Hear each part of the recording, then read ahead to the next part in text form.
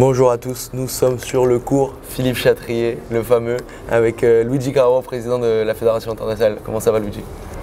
Émotionné. Je suis très émotionné d'être ici. Je le suis moi, mais surtout les joueurs sont très émotionnés, ils sont contents comme des enfants. Vous avez écouté Fernando Belasteguin l'autre jour faire une story Instagram en disant « Je suis à ma Disney ». Tout le monde sait que pour les enfants, le plus beau truc, c'est aller à Disney. Et lui, il a dit « Je suis ici dans ma Disney ». C'est ça, c'est un rêve qui devient réalité. Je veux remercier la Fédération française de tennis, je veux remercier tous nos partenaires. Je veux remercier la Fédération internationale et nos structures, l'association des joueurs, Qatar Sport Investment. On est ici, c'est quelque chose qui est plus qu'un rêve. C'est quelque chose qui est devenu réalité. Mais je peux vous dire une chose, ce tournoi va marquer un avant et après du padel. Parce que jusqu'à ce tournoi, il y avait quelque chose. À partir de ce tournoi, le padel sera dans une autre dimension. Le padel est arrivé dans un endroit emblématique, peut-être un des plus emblématiques du sport. Est-ce que c'est la plus belle semaine de l'histoire du padel?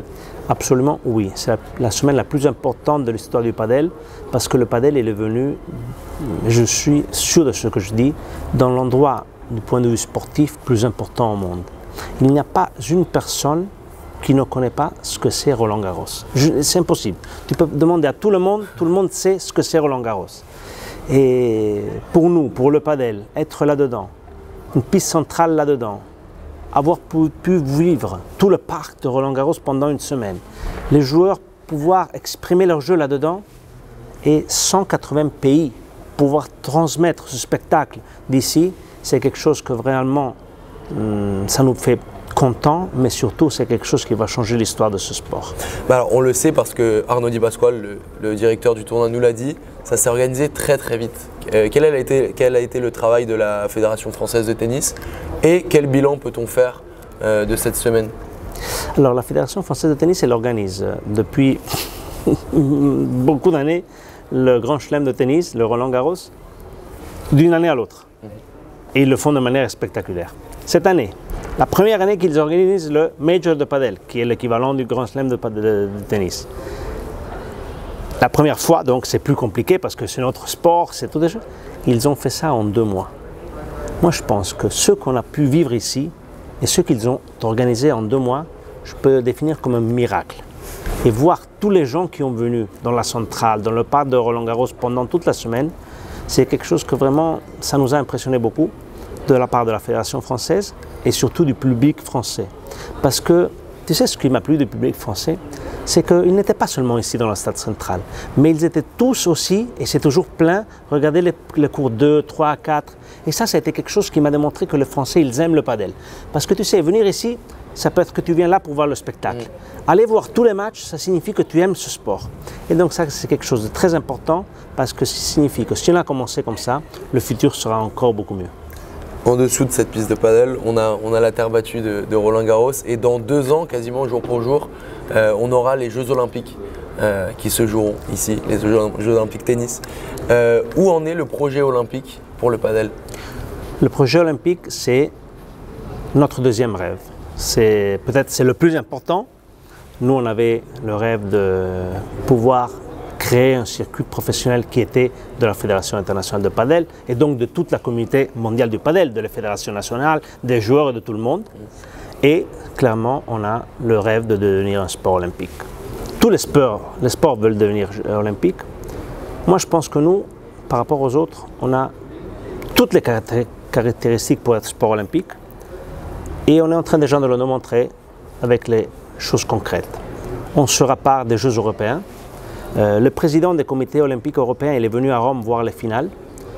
Quand il est venu là, il est resté impressionné par le sport. Il m'a dit, il a terminé ça, il m'a dit, moi je veux la même situation dans les Jeux olympiques en Pologne. C'est pour ça que le directeur général des Jeux olympiques européens, il est venu là pendant 3 jours en regardant tout ça et on est en train d'étudier. Et maintenant, quand je termine avec vous, j'ai une réunion avec eux parce qu'on est en train d'étudier le projet de notre participation aux Jeux européens.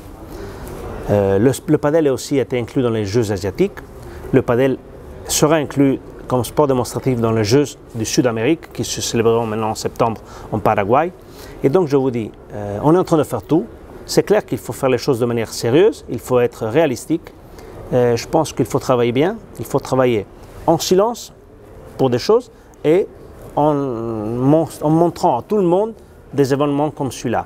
Je vous dis une chose, un événement comme celui-là va aider beaucoup pour que le rêve d'être un Jeux olympiques devienne réalité.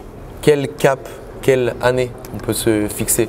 2028? Nous, notre objectif est celui d'être Jeux olympiques, sport des Jeux olympiques à Los Angeles 2028. C'est clair qu'il faudra travailler, il faudra faire beaucoup de choses. On est en train de nous structurer pour ça. Le chemin est long, mais nous, on veut travailler de manière sérieuse, en respectant tout ce qu'il faut respecter. Et je pense que si on fait un bon travail, et vu que le sport il respecte toutes les caractéristiques, moi je suis optimiste. Mais on a besoin de l'aide de tout le monde, de la communauté entière du padel, des médias comme vous, parce que le travail que vous faites est très important. Et donc je pense que si on travaille tous ensemble, on va réellement pouvoir avoir cet autre rêve comme réalité.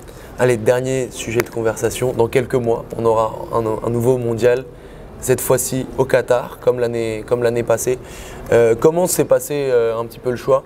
Si tu peux nous expliquer comment est choisi en fait, le Qatar dans ces années et quelle autre ville était en candidature? Alors, je fais une petite introduction pour expliquer comment ça fonctionne le procès de décision. En général, nos statuts prévoient que ce soit l'Assemblée générale qui décide où on fait les championnats du monde et les championnats continentaux et la date. L'an dernier, quand j'ai été réélu, on a élu le nouveau board de la Fédération internationale, on a délégué à l'unanimité de l'Assemblée générale, on a délégué au board la décision pour les prochaines 4 années de où on fait les championnats du monde et quand on les fait. La motivation plus importante de cette délégation a été le fait qu'avec le Covid, les événements dans cette période-là, elles changent beaucoup de fois, malheureusement, parce qu'on voit que le Covid il est toujours là.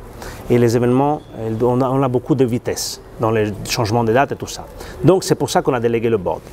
Maintenant, on avait à choisir le championnat du monde. On a reçu 3 propositions, 3 très bonnes propositions. Et quelles étaient les villes? Les villes étaient Valencia en Espagne, c'était Dubaï et c'était Qatar avec Doha. On a analysé les 3 projets sportifs, c'était 3 excellents projets sportifs, mais le board de la FIP, on a analysé, on a décidé que le projet de Doha était le meilleur. Tout le monde se rappelle l'association qu'ils ont vécu les joueurs l'an dernier là. Tout le monde l'a défini comme le meilleur tournoi de l'histoire.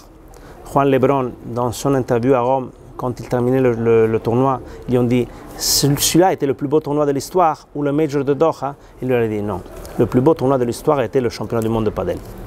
Ce n'est pas pour ça qu'on a décidé de le faire là, de retourner là, mais vraiment parce que le projet sportif était le meilleur.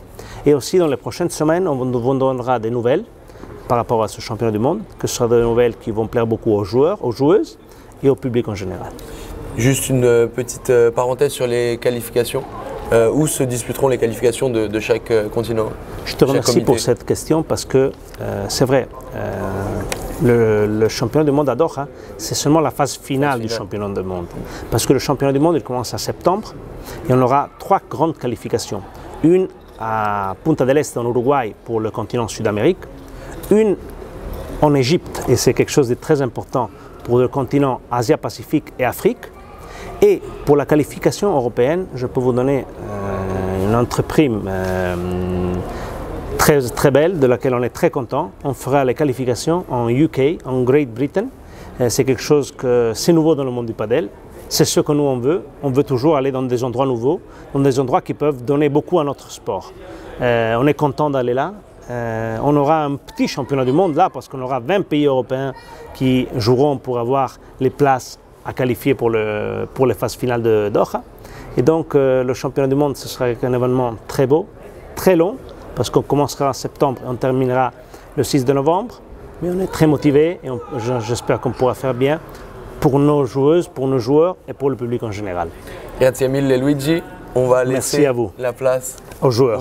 Laissons la place à eux parce qu'ils la méritent et on a besoin d'eux. Parce que le padel, ne l'oublions jamais, le padel c'est eux. Ce ne sommes pas nous. Nous on peut organiser bien les choses et vous pouvez les diffuser de la meilleure manière. Mais sans eux, tout ça n'y serait pas. Merci Luigi. Merci à vous.